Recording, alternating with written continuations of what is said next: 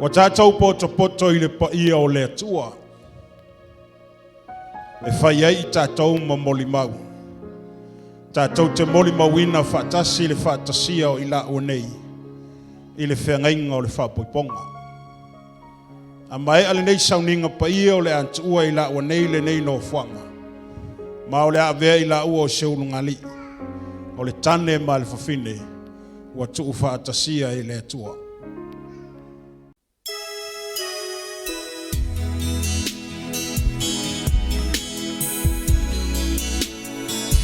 Those joined in holy matrimony today, Jam or Jan, wish you both God's blessing in your finest hour and in days to come. For today, you will remember for the rest of your lives the meaning of the Samoan wedding song. Yemanuia le ungali fo.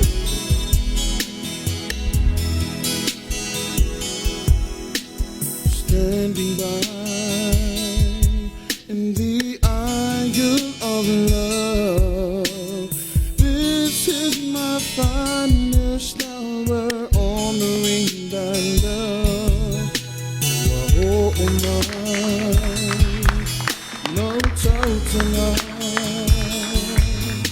but sending me up in the morning, low on the fire.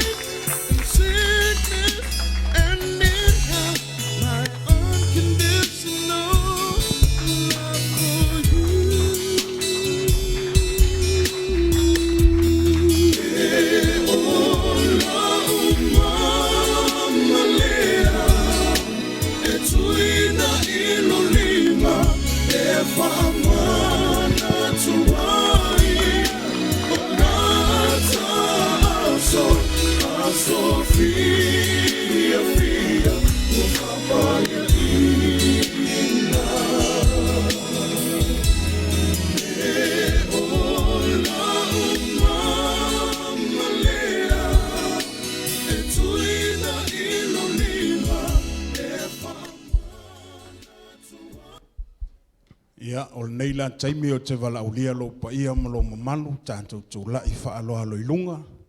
Ia o leo lea ngai mai tēne whai poipo ia mana iona mātua.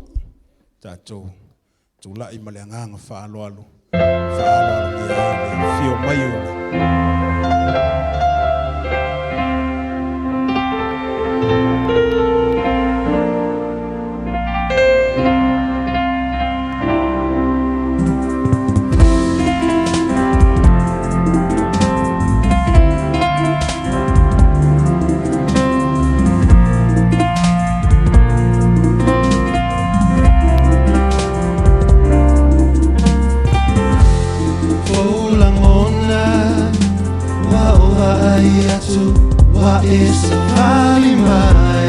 Pati mo flower girls. Lela lele o Samoa. O mau fili filia. E whaatasia I luma le atua le alofa moni. Whenga wasi. O lene mamai lolima. Le whaai longa loa lofa. La upele tali tonu awe te fefe. Ole ole tele ole sami. Ma fetu mole lani. Le fa atu sale na olo ulofa. Ole o te umai le tatonga.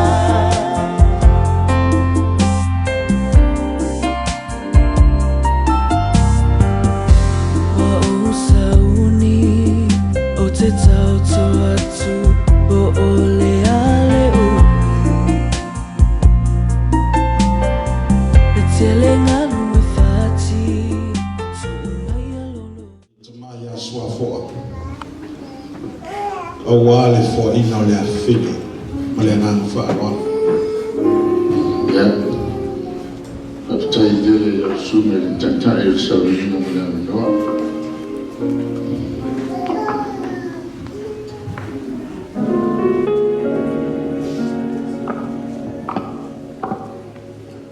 Tasi. Ala sole nei la tu inga tu ai o au. Se o fine fa pepe. Ola tala e te oi Tasi di tai anu. Ya lofa fa maoni ya lui. Pele ma ua roto. Le sole nei o la tu inga tu ai aleluia. Yo lima i te fule ai. Aua lava na i o ai lo lima i so stai mi lava nei o la. Tas ia manuia le lua ai. Ta manuia le atua i ati oi na tali. Ia mese fo i o na street. So kua mai a Tai. Pai se pati ole. Ya, tai lava. O le whapoiponga o se whengainga te lua o sia whaatasi malona nganga pa ia. O le malosi o le nei whengainga e pei o se maia sautua tolu. E le aise mea na te mawhaia o no motusia. O le ata manino le nā o le toto o le ali o Yesu Keriso. E whaata ele ina i o lua loto e lona mana e le mawhai e se malosi o le soifuanga nei ona au sia pe te talaina se i vanga na ailoti o upole nei o singa whenga inga o le awha mau whailonga ina i le anganga paia e a vea leo se taula hailo o lua ainga e mawhai ono o lua moli mawinai le lei o le tua yante o lua i aso umalava ono Yesu. Amen. Fia faita wina ni upuia mai le fionga le tua. Fai mai le faita wina le fionga le tua le amo mai le Efeso e lima lon fai pelosu mal lua mal losu mal fitu. O tau fine i o tau siusta ia o tau lava tane.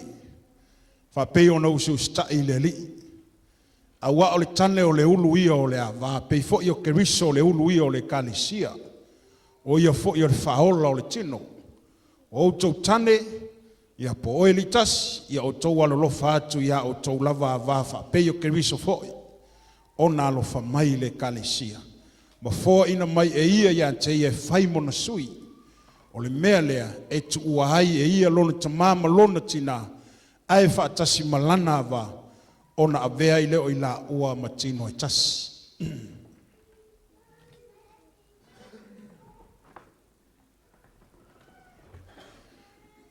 O puneu te fia faitawina mole a lii fai poipo i a tasi. Lau sunga tasi. A o lua tu ua le nei fale te talo, i le aso le nei. O le a aveai o e fai maulu o le lua a inga fau. O le a fai o e mase tasi e fa fei loa e ina mana onga o lau ava. E avea fo i o e ma fai masuru fa inga. Maona tali, maona lafitanga, e toa ia te oelo na loto i taimi whaingata. Ia e alofa, ma ia e anga le leia te ia. Ia e talia ina foi fautuanga mai lauava. O upu nei mo oe, ta mai tai whai poipo, o lawa fionga, aleluia. Ai tu ua foi le nei fale. O le avea oe whai maa vātasi, po le to lua, o le atali i atasi. Ia e lon e usu sta i ante ia.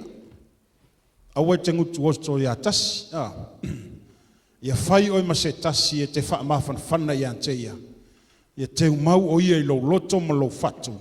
E wha pei o na wha mau wha ilonga ina. I le nei aso. Ia wha afisa ngai. Le ala whailu a tau tinonga.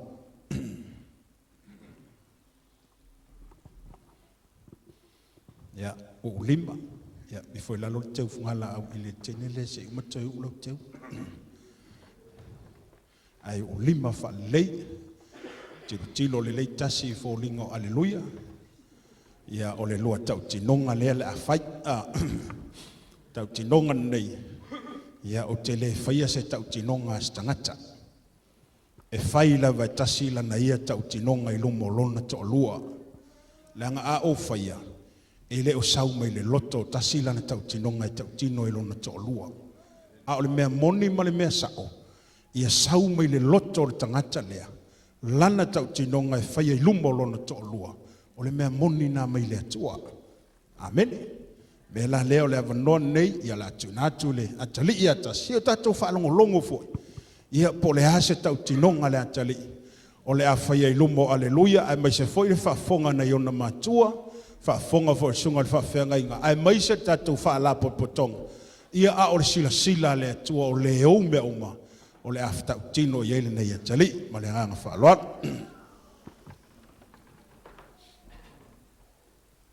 Tau tino atu ia te oe aleluia.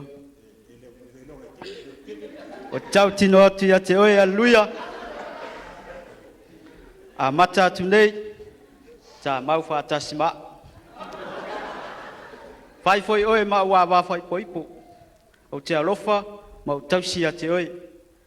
I le lei, po le leanga. Le mau o loa, po le mativa. Mai, po le maloloi.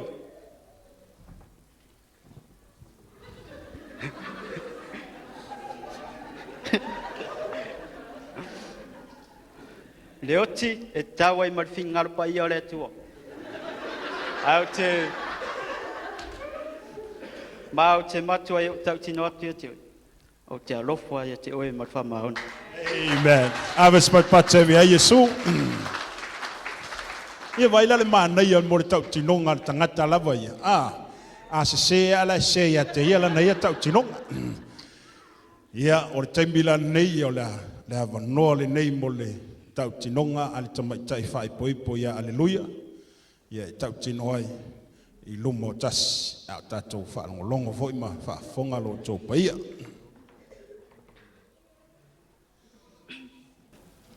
O aleluia. O te tau tino atu I lumo tasi. A matatu nei. O le a whaia ama o tani whaipoipo. O te tau sima le whamaoni a te oe. E le mai pa le maloloina.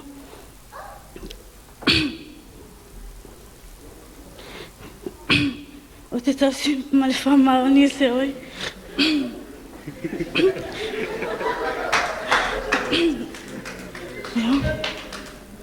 O te tasi pia ma le whamaoni a te oe.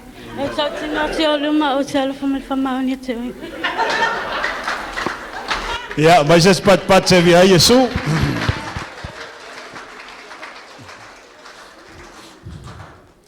O le anganga leo nei meo whapoiponga, awange I serious ke fo ia tātou. Mai le fia ma le oli o le atua I tonu ia tātou. Ina ia langona e whanau le tāu o le nei aso ia te ila oa. O tātou whaalongolongo I mori mau ala ua ma tau tinonga. O mori mau o whaia I luma o le atua I sauninga o le whapoiponga. O le nei o le ave ai o tau whaalapatonga whaatasi ai ma le anganga pa ia o le atua. E whai ma moli mauola o le nei o singa whengainga, leo o siam whaataunuina I luma o le atua, I le vao tasi, ma aleluia, I le aso le nei. O le nei whengainga I le mawhai lea se malosi o se mea le nei o langa o le talaina, po le mai, po le tūlanga o mea I le soifuanga nei, luluina yo o lua loto I whao so songa le fili, po le mativa, po le mai, e le aise malo si ango mea nei, na te mawhaia ona te talaina le nei o singa whengainga. Lea o lua umbo no lua o sia I le aso le nei lumo le atua, se I vanga na ai le oti na te talaina. Ia, where tātou mama.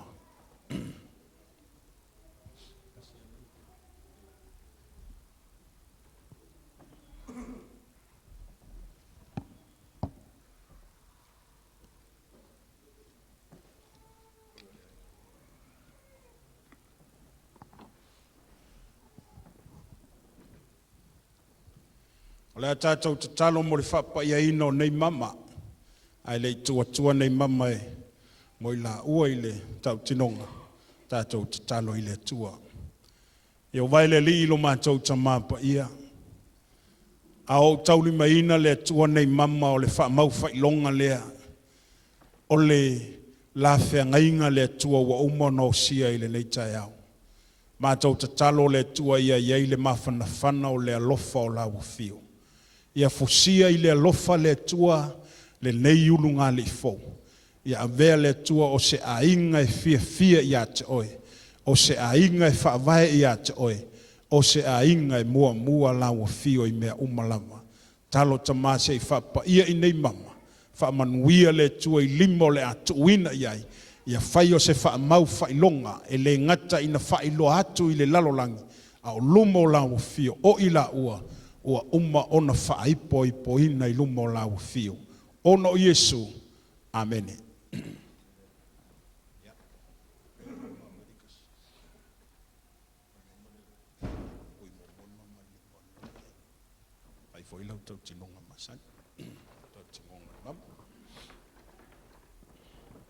Aleluia.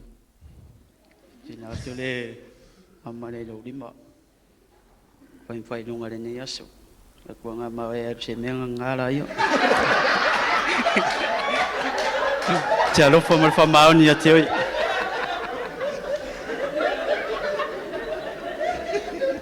Ja, vai se bate via Yesu.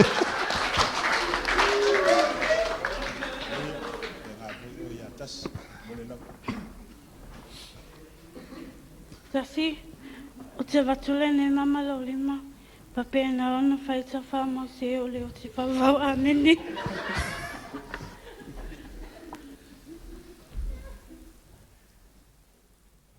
Pele o fi ela mamãe. Ja, mas esse pate via Yesu, pate tele tatou via ile tua.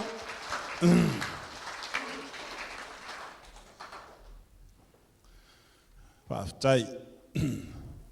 O te mila nei, o la tatou o atu tatou whamantunga. O lewa umonu whaile o singa whengai ngā leo lungali. O whafonga le tua, o tatou whafonga foi.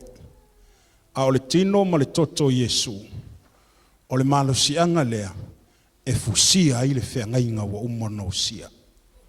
O le maia sautua tolu lea, e le mawhai o se meo leo langa le nei, ona momotuina, le whengainga wa umano sia e le whanau. Ia tāua i o la loto, ai maise i tātou uma. Le tāua o le nei sauninga, ia awana i whaia o se mea ta alo i o tātou o langa. Le whai poipo nei, ai te alwai aso lea. O le tele na o le mele wa i wa ta alonga i vai whainga tupulanga. Ua pei o se mea noa i o lātou manatu. Ai eilo talitonunga, ma lo fa moe. O le malo si anga o le tino ma le toto Yesu. Ua lava lea. E mawhai eio na te te ni wha whitauli. E mawhai eio na te te ni wha ausosonga. E mawhai eio na ave ese ni mala. E mawhai eio na tu ese seina i la ua. Se i vanga nā leoti ua tau tino i la ua taiao nei. E ta talaina le nei o singawhia. Ngainga. Mea la lea i ala tato saune ta lia wha mantunga nei taiao. Walau lia fo ile tamaya swa foa fa pe fo tina ya ana ya su mai tanto talia fatas ia le fa mantunga e fa pe fo ia le sunga fe feu ya eliu ia fa pe fo ile tina ya kan mit pasanga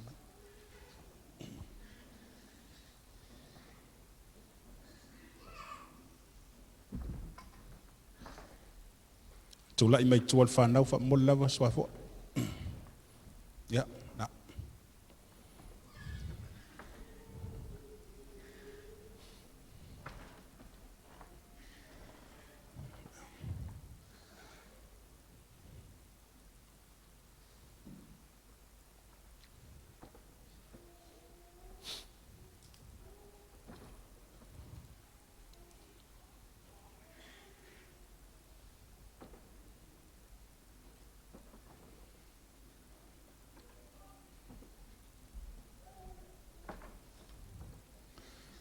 Le li ie lo mantou atua. Au tauli maina le atua i la tau nei lo toto ma lo tino. O lo mantou wha moe ngā atoa lea. E fusia i le atua leo sinafe ngainga le nei tai au. E le ai se malo si anga o le ali o le lalolangi ma meo le nei o langa. E ma fai ono sofa ia le malo si anga o le toto ma le tino o lau fio. Le i o mātou te talo se e whapa ia. Whamanuia le tua ia i la ua nei e ona le aso. Tasi ma aleluia. Ia fusia i la ua i le toto ma le tino leo keriso. Ia awane iei ni whaoso songa. I to tono le la ainga. A ia mana tua loma liu keriso i so se taimi. Whamanuia ono Yesu. Amene. Talia maleanganga whaftai.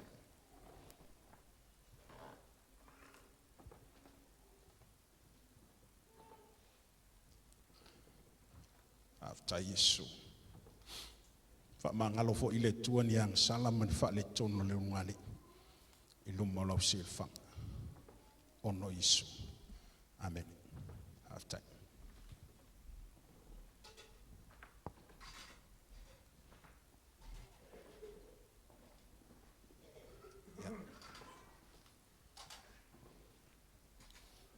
Watung fo ye te rola la maila. Whawhasanga maila i nei atia. E la watusina popo inga le mo orua.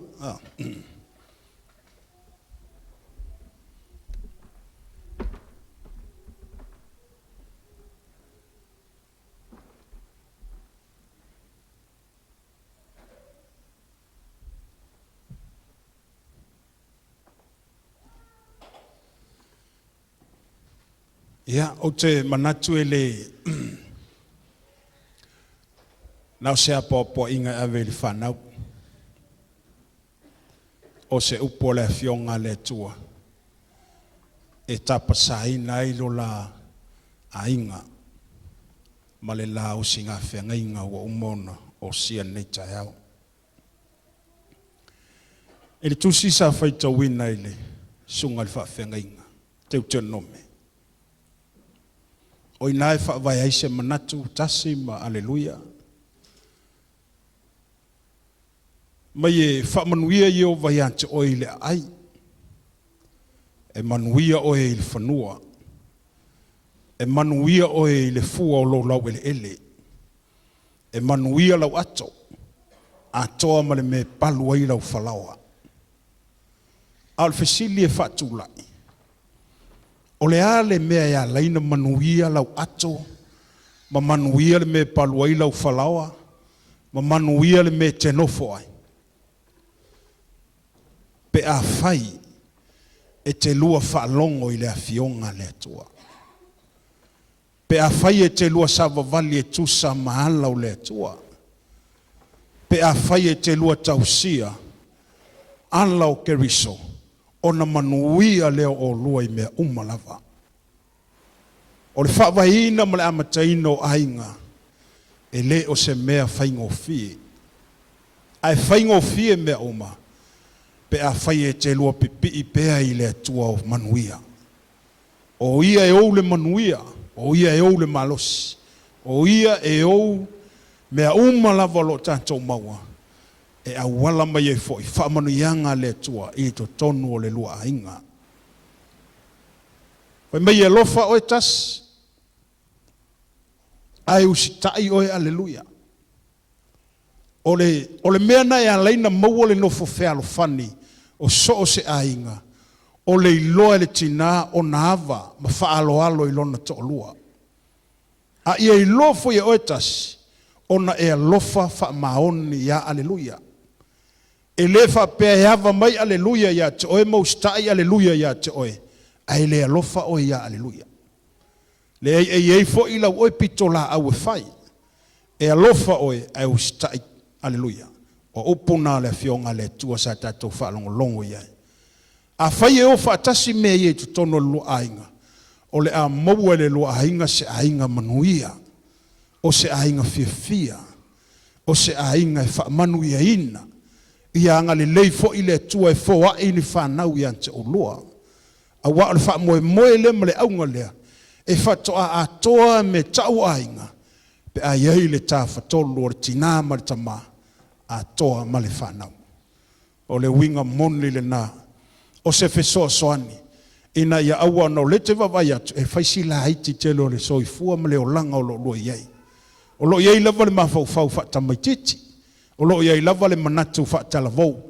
A o le taimi e te laa i lunga le stepu le ua failo ainga, ua failo to lua o te manatu wa tauna tia i le mafaufau faatamaititi. Wa tauna ave ese le mafaufau faatalavou. Ai anga i le mafaufau le o singa o le ainga, ma faile ainga, ma lolofa i ainga. O leisi na fautuanga mo o lua, i o lua lolofa fa maoni i o lua matua. O le tulafono aulo lava le nai le mwhaina ave seina, i le soifuanga o so stangata Samoa. Po le hale to inga matua e te matua, i mawhaila o whanau, e te tausi lava, i louta ma loutina se i vanga nā le oti. Aisha, lango le awala le nao le whamanianga le tua i tutono lua ainga. Ia lua alo lofa whamaoni o lua matua. Tai tono lo i Samoa matua Tasi. Ai whaftai le tua ia Aleluia o le mafuta maona matua i nei. O le mea lofa po le tula fono wha auro na Yesu. Ia hava i matua. E tele ma umia yaso i soi fuanga nei. Tu sape whaito o lua o tangata. Whaise lua whanau. E le tuina i le tausinga o tātou ainga. O matua ma ainga. Ma o si osi ainga. Le sinava ainga tāua i o lua o langa. O si osi ainga. So si tangata o si ainga. O si tangata manuia na. O na iei le mawhauwhau. Fo i leo tātou. A whaito o lua mwhaile ainga. Ma ngai mai fo i. Ia o na iei le mawhauwhau. Le pe o tamu whai whatua tua na. E se le ainga ma isi fo whang. Le ai e le whapena awala manuia o le tua i tonu ia tātou.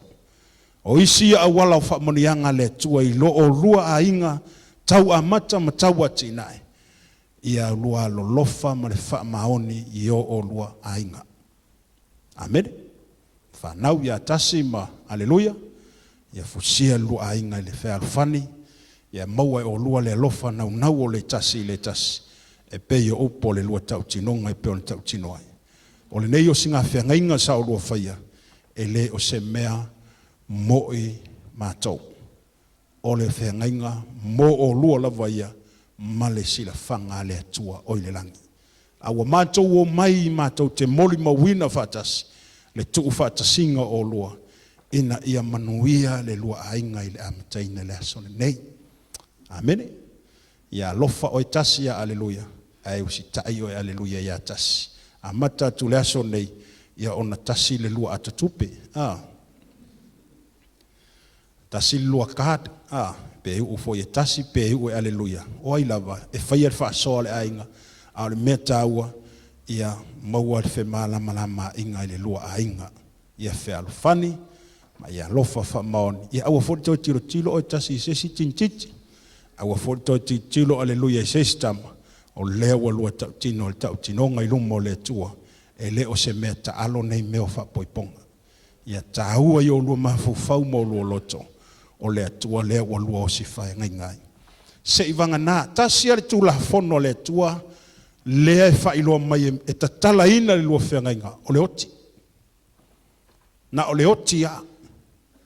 O na i eile si mawhau fo i lea tātou mātua pe wa ta atele. A tolu lo le fata usanga fo ile ile manuia se urunga i le fa manuia ina se tamai titi tulo. Ona yeilo le mafau fa pena sile ina tete. Amen. Wa yeile to inga mea fa pena wa tilo ye Samoa. Ai mana tua le. E le o ye se fe nga fa pena to tono lo singa fe nga le na fai nei.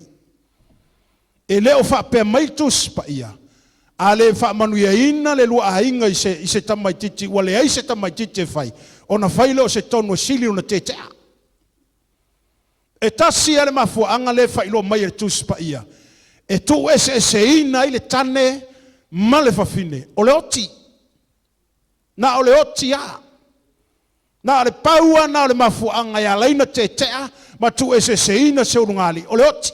A se upu fa pea. Foi lewa. Wa yese mafau pena le ai o le fa soa le atua e pule le atua i lona lava taimi e foa i mai ye le atua lana o loa ia te o loa e le pule ese si o tatou o le pule whasoa le nā le atua lo tātou soifua ma le ola. Ia taofi o tātou mawhauwhau. Le tua i ngā o onga siselea. Le wa taamilo i le tele o mawhauwhau o tangata Samoa. A tolu lo il whatau sanga, 5 tau sanga ono no whale unga li i le ise whanau ma ia. Aluia oia le fwila wat. E whawhelo singa whenga inga lewa umang whai. Aleluia. Whawhelo whenga inga lewa umang osi lumo le tua. Mena tau le le awa i le whenga inga. Ma le whaalo alo i leo singa whenga inga na whai i lumo le tua. E leo se tangata lena tau tino ai. E le tau tino i la ua i lumo tātou. O le tau tino i lumo le sila whanga le atua. O le ou le nei meo le whapoiponga. O ia na amataina. O ia fo ina whaamaluina. O ia fo ina whaatauaina. Le tuu whaatasinga o whanau. Ina ia avea maurunga li itas. Nei fo ila aso ma nei tai au. E ngā fo ile vatu moi tātou atono e inunga li o ngofo mai ngā o kau ise ma fau fau vapenga. Aleluia. Amen. Oi, se amen e mai. Ka ko e olo i me fa pepe fa ala fi amen e kele. Amen. Au me sa o ha me e fa yak. I lengi upu pepelo. E o me mo i lava le fa lo ati atatou. Ina ia tau fiel mena i o tatou ma fau fau. Au le nganga atoa. I o tatou ta talo fo i nei whanau. Ia foa i e le atua le o loa ia te ila ua. O le whamonianga o nei whanau. O loo i o tatou 5 matua. O loo i o ao. Sunga i whawhengainga. Le ngata fo i leo tatou matua. O loo ia te tatou le manuia o whanau. O le upu e pa umai lo fufonga i te whamanuia i lo atali i molo o fine. E manuia. O le upu fo i te whetu uma e whamaleia i lo whanau. E maleia. O le whai te tenga na ia i tātou matua, aua ia tātou te lafo, ni upu whapena i lunga ia tātou whanau. Whai tete. Aleluia. A o te me i tain matua, wa alu atu le, o leilonga se whamakalanga e lau lunga o ka maiki. Wa alu atu ia ma mea i leta tau na alu atu ai. Wa alu atu i ma upu whetu, wa latu ma upu whamaleia, e umane lo wita, wa matua i leanga whai alo wa tali, i maloa whine, ia upu e talafo i lunga ia te ia. A le whai te tenga le nā, o lau fo i nā whautuanga mō tātou matua, a yeise wha le tono le whanau, tala noa, whautua. Tātou fo i matua, alo sāi tātou mai le 5 malosi fo i lea i tātou nungali.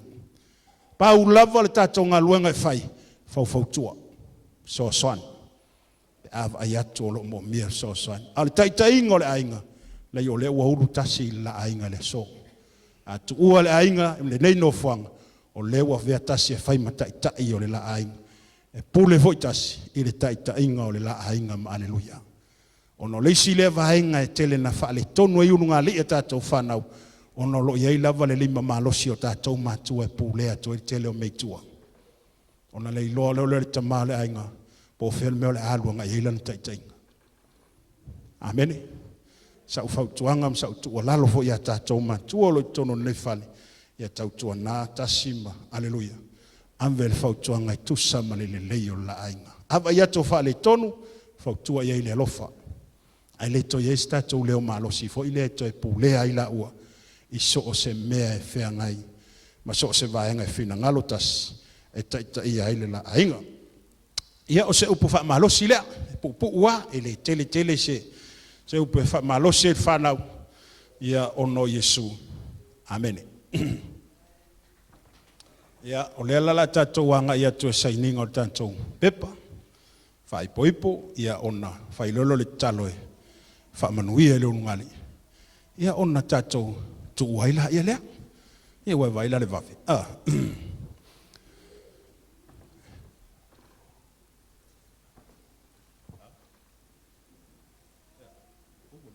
Leva kaunga su e lunga le veli li kasi e. Ia, tato, ia tula i lunga o lua tasi ba, aleluia. Ia, aiwa leva o fia kisis ka mo kasi aringa iali ave sehere vet. Ia, tasi ia kango ia su e lunga le veli o siya umana mea. Ia, ia kisilo ia i siya umana mea.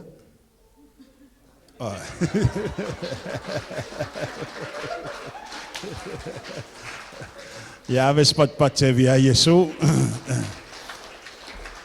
Ya le lua kisi masani no fai. Kisi masani lava. Ya le sangi tanto pepa. Le nganga fa lot.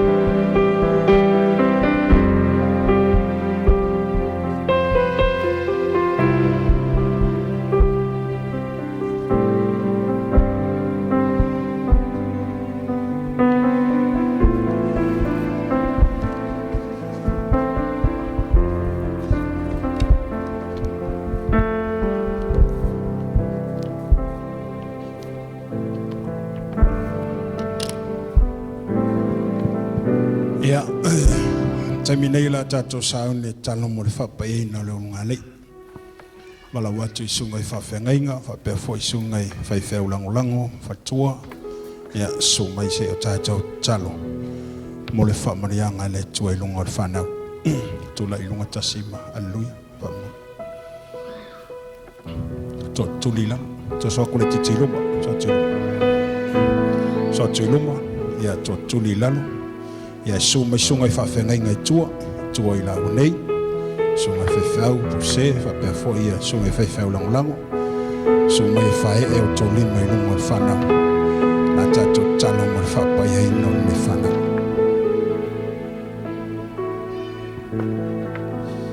Whae e o tolima.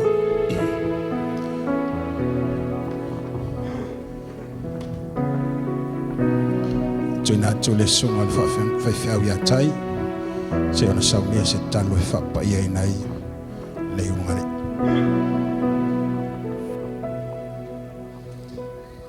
Io vaelo mātou tamā. Sa mātou tapena ina le nei aso whapitoa mo le whanau. Sa amata mai le amatanga le tua o ieilo mamalu. E o lava isi ui o le nei aso o loo iai pelo mamalu. A wā le whengainga no sia i luma o lau fio. I luma o tangata ua naa na vava ai a o luma o lau fio. O oe o loo iailo mamalu. O le whengainga i le mawhai e se tasi o na talepe. O le whengainga ua na o le tua i lona whinangalo e mawhai o na mutai. Mātou te talo te tu whaatasi le nei aso le tua.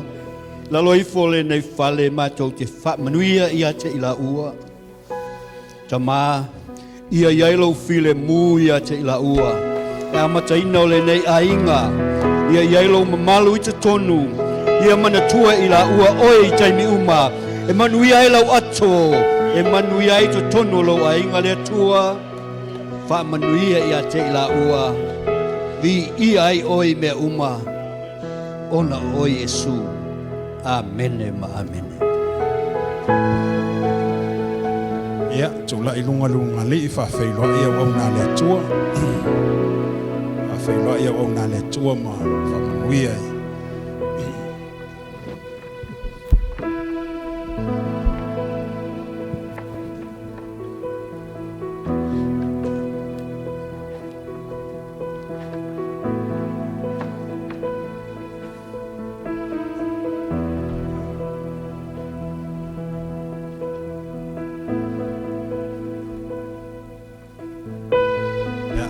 Pelu mai na tasi ma. Ya, tula mai na. Ya, ile le hava ma le whaaloalo taluai ona o le au whaawina le kalesia le loftunoa. Ya, ua whaatula whanoina foi tono le malo ne psina. Whaatangaina le whainga o whaapoiponga. O te whiawhia e whaasilsila aloa ia atu. Wa vea nei tasi ma aleluia o se ulu ngā li i o tu whaatasia i la tua. Mr&Mrs. PINATI. Aves patpate vi a Yesu. Ia tato tulai whaatasilunga e la toianga i atu solo le whanaunalo. Ia ma whamanuia i le ainga.